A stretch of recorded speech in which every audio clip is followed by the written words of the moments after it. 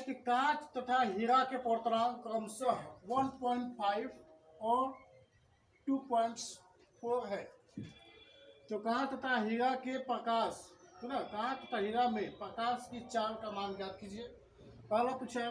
दूसरा ये पूछा है कि हीरा कांच के सापेक्ष पूर्णांक ज्ञात कीजिए।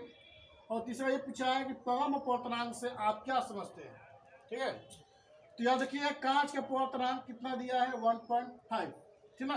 तो हमने कांच का पूर्णांक, तो एन, कांच को हमने ग्लास कहते हैं, तो एन जी का मान कितना दिया है 1.5। हीरे का पूर्णांक कितना दिया है यहाँ पर एन डी, यानी कितना दिया है 2.4 दिया है। ठीक है, 2.4 दिया है। अब पूछा क्या यहाँ पर कि कांच तथा हीरे में, पहले हम कांच का निकालेंगे प्रकाश की चाल, ठीक है, कांच की निकालेंगे। कांच में प्रकाश की चाल क्या होगी,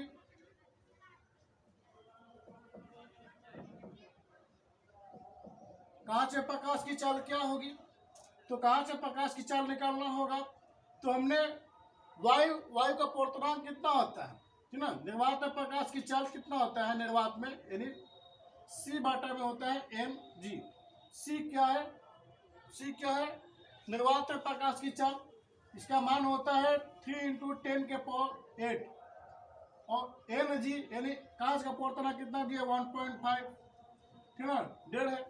अब कटा देंगे इसको, 1.5 है, यहाँ पर 3 है, 1.5 दूनी, यहाँ पर कितना हो जाएगा, 2 बार में कटेगा, तो इसका मान कितना आएगा 2 × 10⁸। ये हमारा आंसर हो गया। फिर पूछा यहाँ पर हीरे में प्रकाश की चाल क्या होगी, तो हीरे का प्रकाश की चाल निकाल लेंगे। हीरे में प्रकाश की चाल,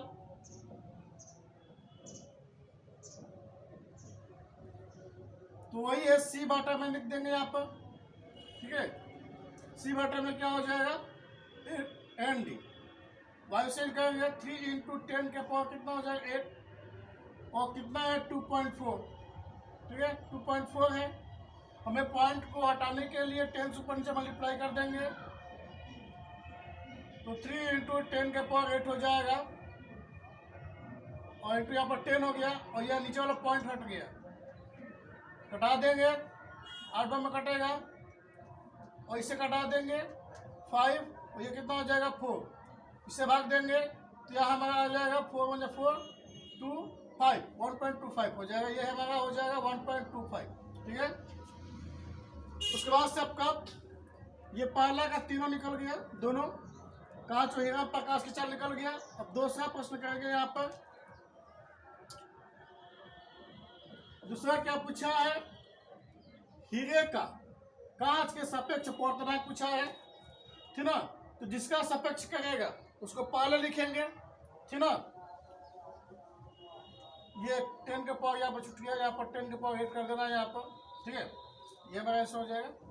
हाँ, यहाँ पर देखिए जो दूसरा है जिसके सापेक्ष कहेगा, यानी कांच के सापेक्ष कहेगा पूर्णांक, उसको पहले लिखना है।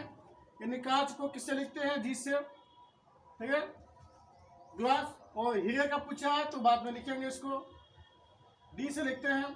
और इसका पूर्णांक पूछा है, तो देखिए जिसके सापेक्ष कहेगा उससे हम भाग देते हैं और जिसका पूछेगा उसमें। तो हीरे का पूछा है, ठीक है, हीरे का पूछा है तो हीरे में भाग देंगे हमने। कितना हीरे का पूर्णांक कितना है यहाँ पर, हीरे का पूर्णांक कितना है 2.4। ठीक है, और कांच वाले से भाग देंगे हमने, यानी इधर वाले से भाग देते हैं इसमें, तो कांच का कितना है 1.5 है, भाग दे देंगे यहाँ पर। देखिए पॉइंट एक अंक के पहले सेम है तो पॉइंट कट जाता है, सेम अगर अंकों के पहले तो पॉइंट कट जाता है, तो कट गया तो इसे कटाएंगे तो कितना हम कटेगा यहाँ पर, एक बार में जाएगा, कितना बचेगा यहाँ पर 9 बच जाएगा।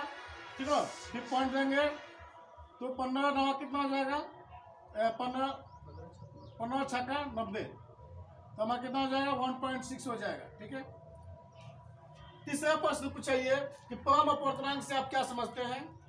तो परम पूर्णांक देख लीजिए यहाँ पर, परम पूर्णांक तीसरा प्रश्न ये है कि परम अपवर्तनांक किसे कहते हैं,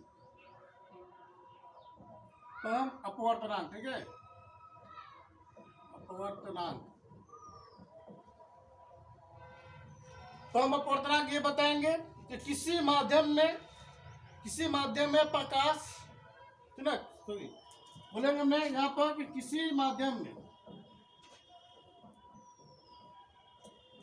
माध्यम में वायु अथवा निर्वात,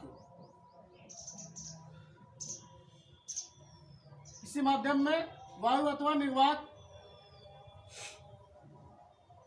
के सापेक्ष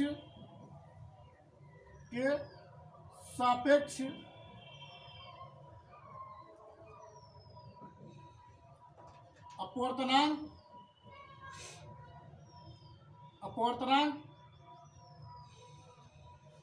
के माध्यम का